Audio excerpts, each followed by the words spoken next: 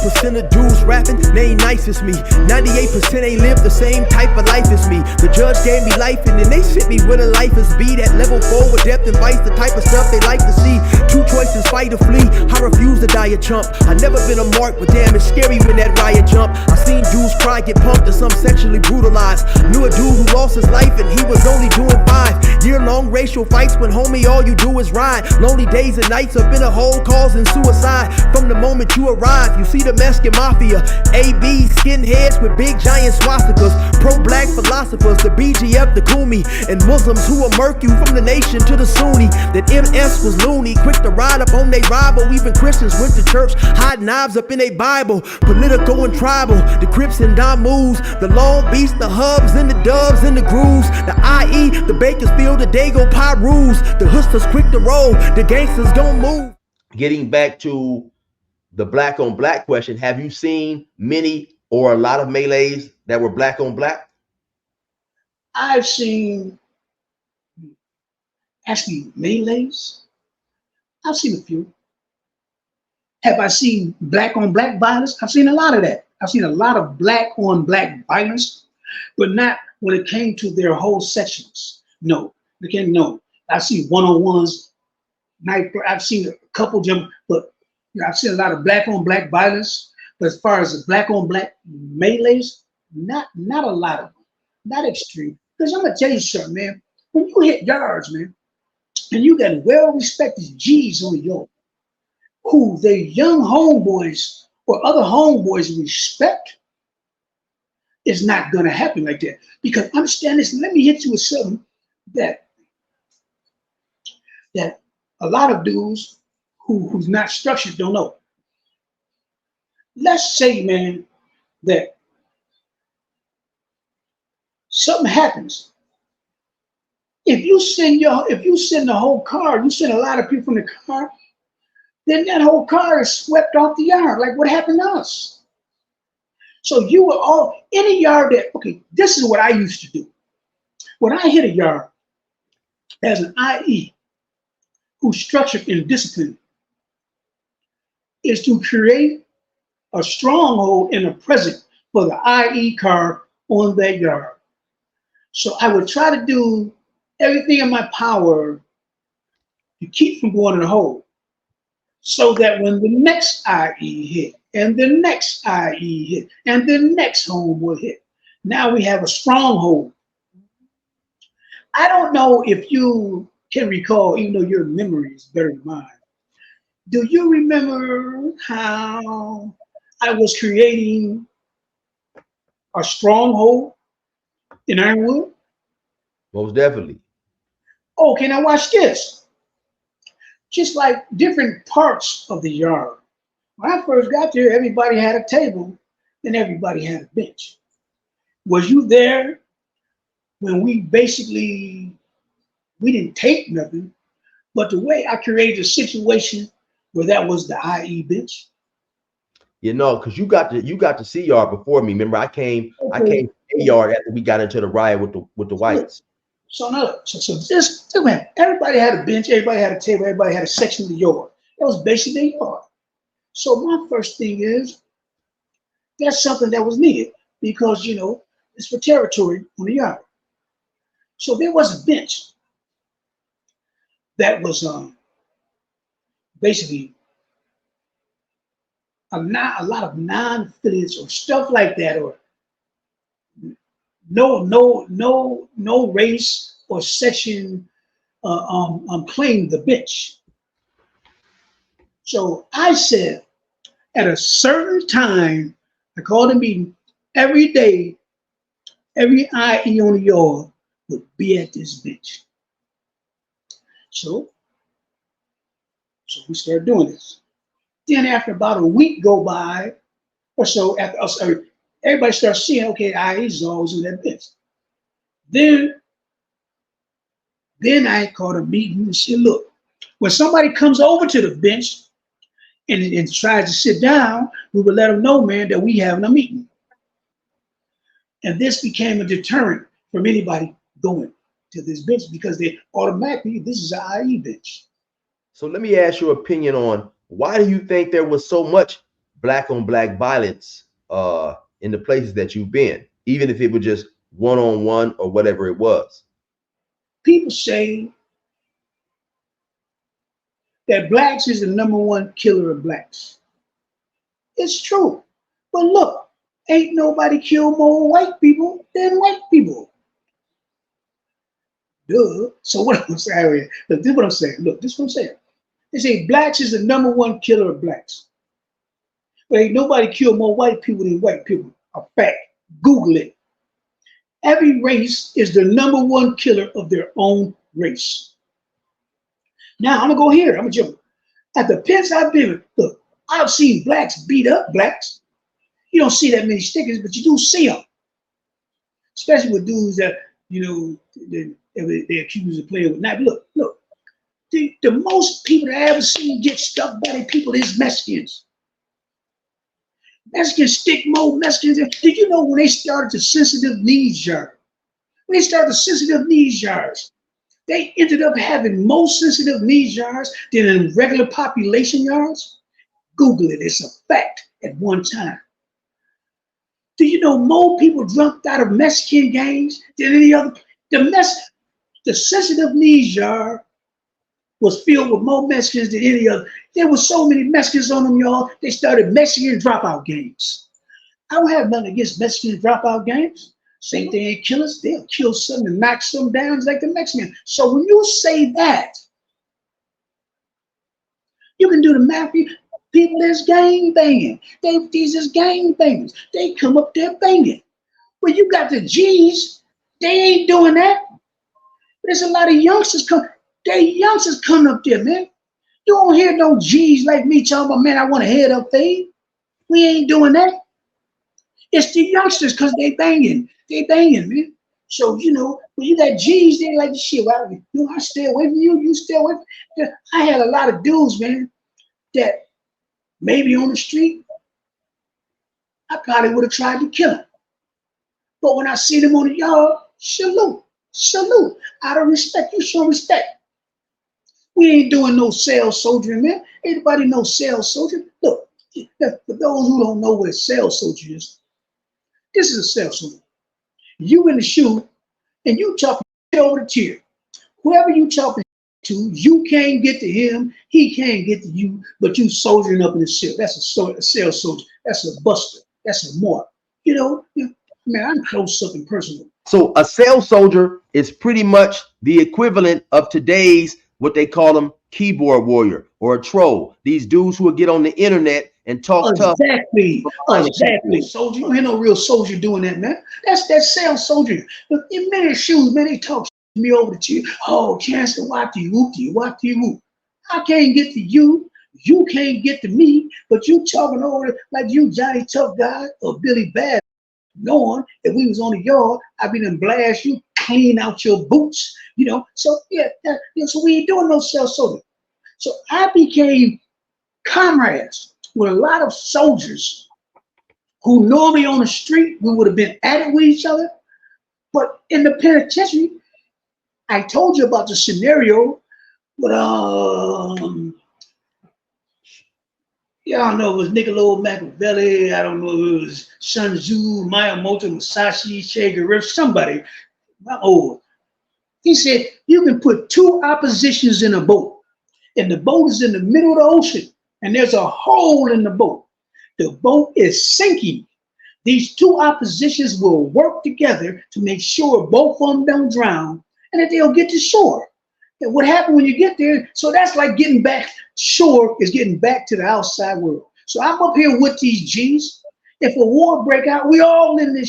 Anyway, I ask you what sex you claiming, what section you from? You black. So let me play devil's advocate here and ask you a question, right? Because I hear this a lot sometimes in my comments. You'll hear people that say, well, yeah, there are more Mexicans on dropout yards, but that is because their politics are way tougher than the politics that the blacks are under. Look, what's your opinion on that? Look, that's my opinion. And I'm going to give you facts over feelings with critical thinking. I don't care what it is. It don't matter to me. They can use any excuse as a pretense to justify, a pretense, an excuse to justify their actions. That's what it is. They can say what they can say what they want to say, but the fact is, it's more y'all than PC. Why is it PC? Come on, man. Because look, everybody that's from an organization where they sign their name on the dotted line of what it is, you read the fine print. You knew what it was when you signed up. Okay, now, but look, I'm not going to sit up here and talk bad about nobody who's a dropout or on assisted needs, y'all. I'm not going to do that because whatever their reason is as men is their business, and they know what it is, right? And don't think that because a dude is on a sensitive needs, y'all, or he's a dropout, he's not a killer. He probably, because killers moving silence with extreme violence. He probably will knock your in the dirt more than the next one. It is what it is, man. So that statement, I can't speak on it, but I can say the fact of what it is, and I can't talk down about none of them dudes. You meet some of the most intelligent dudes you ever seen in your life on a sensitive needs show. You meet some of the strongest warriors you ever seen on a dropout, believe it or not. But man, it was this one dude, man. Now you remember Crazy E? It was Shotwell from Bakersfield. From Bakersfield. Now, when you said y'all had the I-5 going, me and Crazy E created the I-5. I don't know about I-5, but I know I and Crazy hooked up and created an alliance at that particular time with, I don't know what's going on now, with Bakersfield and the IE. Because the enemy of my enemy is my friend, bottom line. So anyway, man, so I'm doing stuff there. Now look, little female who I was with, Green Eyes, may she rest in peace. And she ain't running no more. I guess she got a wild hair up her butt and she stopped running for me. No letters, no nothing.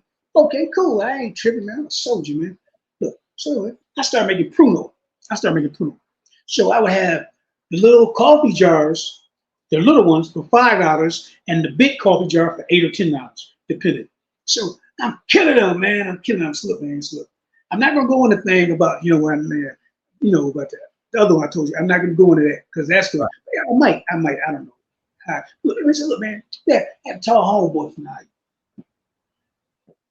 He goes into debt, man. He's buying weed. I don't know if he started messing around with heroin. I don't know what he started doing.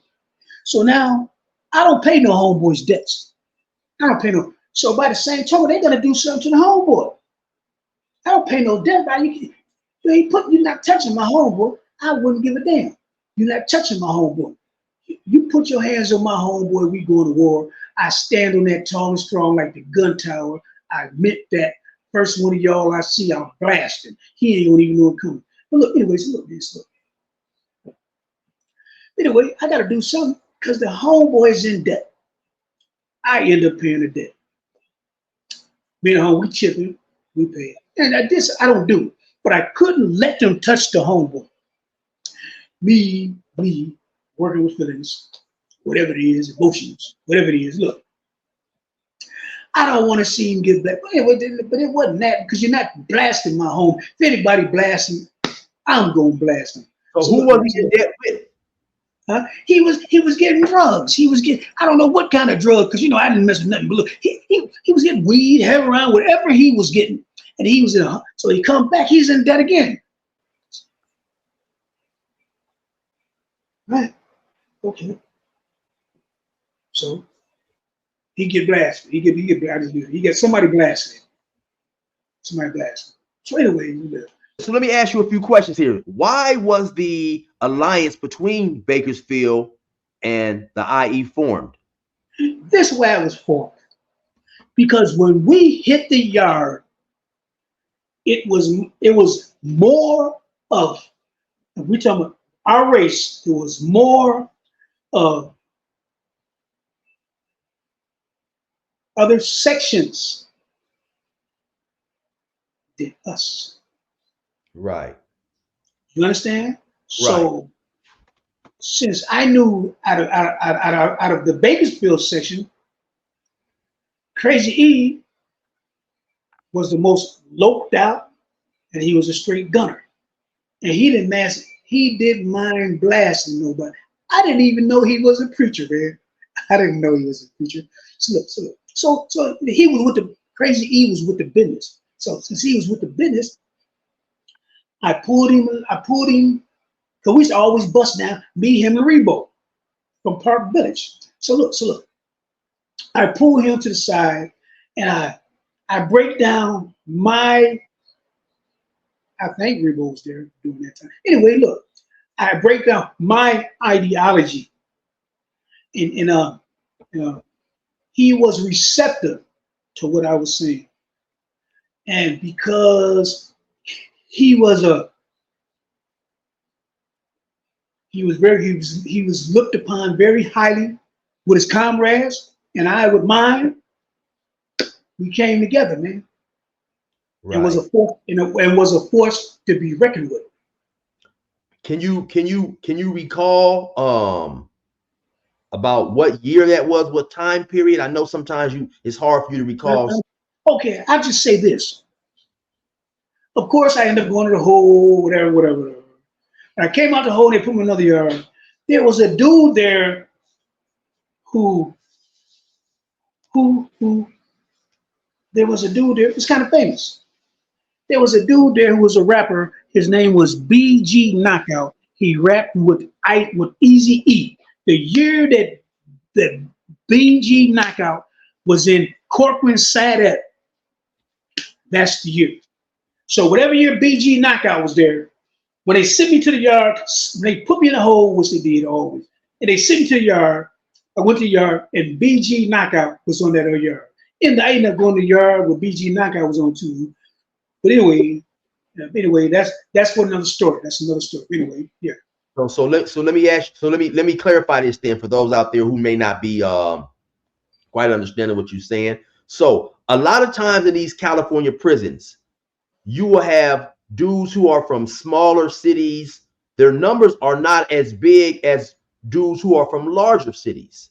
And so in order to make a stronger alliance, in order to have basically a stronger form of protection, you and Crazy E came together, later on be known as the I-5. It's just an alliance between two cars, an alliance between the Inland Empire, an alliance between the dudes from Bakersfield, to have more numbers, to have a bigger unit on these prison yards where our numbers wasn't always as big.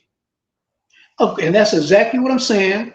And I would hear through the prison grapevine a lot of yards that didn't work. It didn't work out.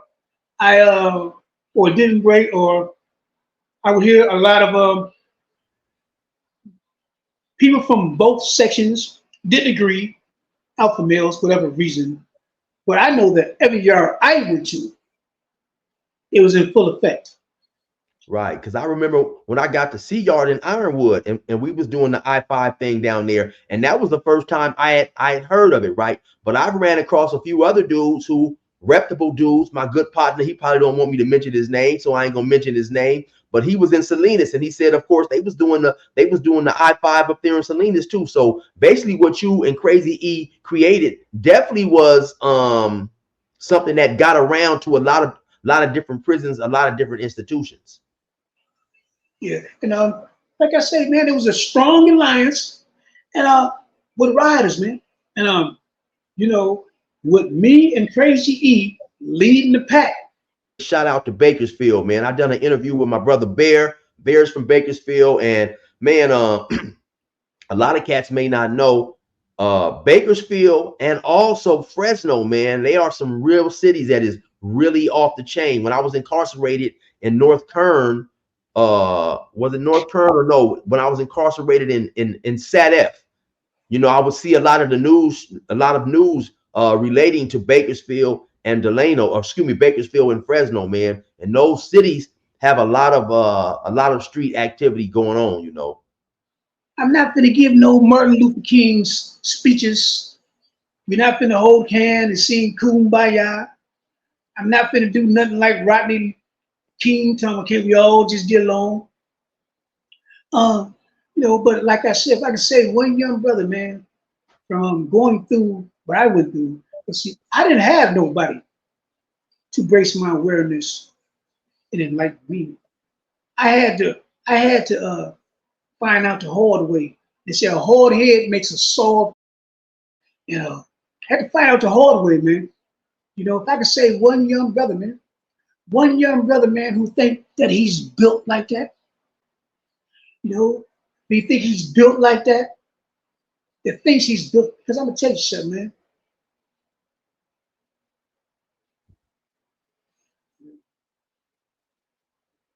Next question, Chief. Thank you once again, man, for coming on my platform. You know, I always enjoy it. Even though I've done a lot of time, man, it's still always a joy to sit back and hear you talk, to hear your, you know, your take on things, your philosophy. I definitely know my viewers enjoy you. They request you often. And once again, man, it's glad to have you back. Be sure to tune in. Chances is gonna start him a YouTube channel.